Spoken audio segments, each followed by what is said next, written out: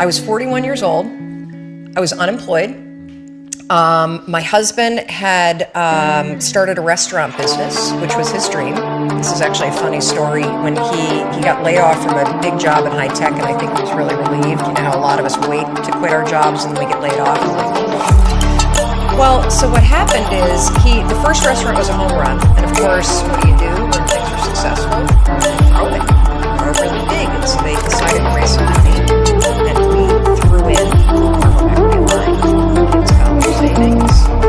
We tried to open a second and a third, and at the same point, the grocery store chain emerged into wholesale. So it basically got way too big, way too fast, and the kids started. And they came off so badly that the second restaurant failed. So by the time that they closed the second restaurant, it was $800,000. I don't know. I mean, that meant our entire production. And then, I guess it's just and so I found myself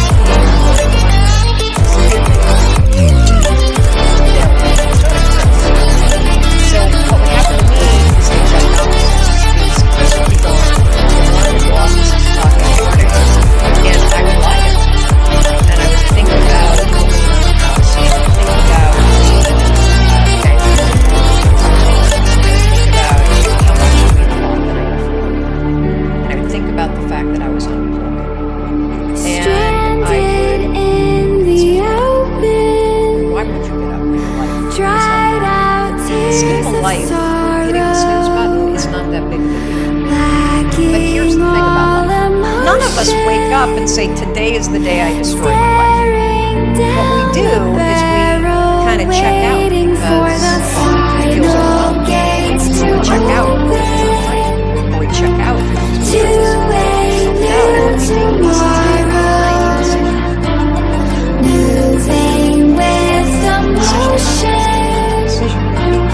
following the light that sets me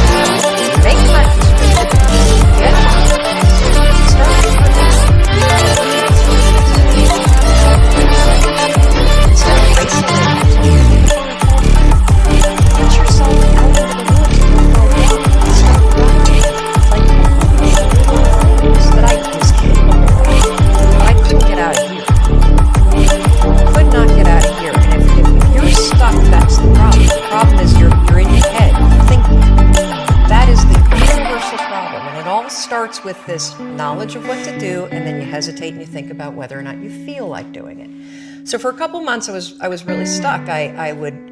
Chris would get up at 6, I'd hit the snooze, and then I'd hit the snooze, and then I'd hit the snooze, the kids would miss the bus, and then every night I'd do the same thing. I'd go in bed. Have you ever had one of those nights? Probably before you started your company, but where you go in bed and you're like, all right, Tom, that's it. Tomorrow, it's the new me. Tomorrow, I'm gonna get up on time. I am gonna go to the gym. I am gonna look for a job. I'm not gonna drink so much. It's gonna be amazing. The new me, the future me. Woo! Let's do this, right? Then you go to bed, and you wake up 7 hours later, and you're like, I don't feel like the new me. It's the only, that's a stupid, see, motivation's garbage. It's never there when you need it. Ever. Ever, ever, ever. And so here's what happened to me, and thank you for wearing the NASA t-shirt. It's a really stupid story. It's a powerful story. So one night, Chris had gone to bed. I'd been struggling. We still had all the same problems. We still had a lien on the house, still facing bankruptcy, still fighting like crazy. I was still unemployed. They still hadn't figured out like the solution yet for the business. And I was about to turn off the TV, and there on the TV, there was this rocket launching, and I thought, oh my gosh, it's it! I am gonna launch myself out of bed like a rocket ship, like NASA, right here, had launched me out of that bed. And I'm gonna move so fast that I don't think. I'm gonna beat my brain. Anyway, the next morning, the alarm goes off, and I pretended NASA was there. It's the stupidest story. I literally went 5, 4, 3, 2, 1. I counted out loud, and then I stood up. And I'll never forget standing there in my bedroom. It was dark, it was cold, it was winter in Boston. And for the first time in 3 months, I had beaten my habit of hitting the snooze button. I couldn't believe it, and I thought, wait a minute. Counting backwards, that is the dumbest thing I've ever heard in my entire life. Well, the next morning I used it again and it worked. The next morning I used it again and it worked. The next morning I used it again and it worked. And then I started to notice something really interesting. There were moments all day long, just like that 5-second moment in bed, where I knew, knowledge, what I should do. And if I didn't move within 5 seconds, my brain would step in and talk me out of it. Every human being has a 5-second window, might even be shorter for you.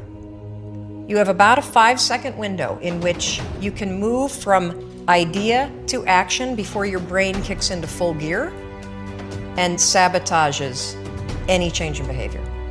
Because remember, your brain is wired to stop you from doing things that are uncomfortable or uncertain or scary. It's your job to learn how to move from those ideas that could change everything into acting on them in the smallest moment. Because I went from getting up on time and waking up on time to shaking up my entire life. Because when you understand the power of a 5-second decision, and you understand that you always have a choice to go from autopilot to decision maker, everything in your life will change.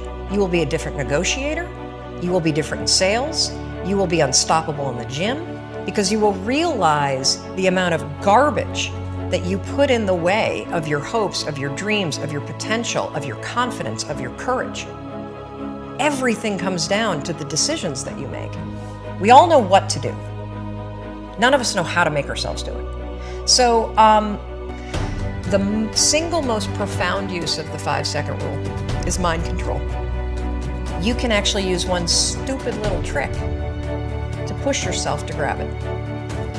I wanted to change my life. And I think most people that are miserable or that are really like dying to be great and dying to have more, we want to change. We want to live a better life. We want to create more for our families. We want to be happier. The desire is there. It's your job to push yourself. There are tricks that you can use that actually outsmart the tricks your brain plays on you.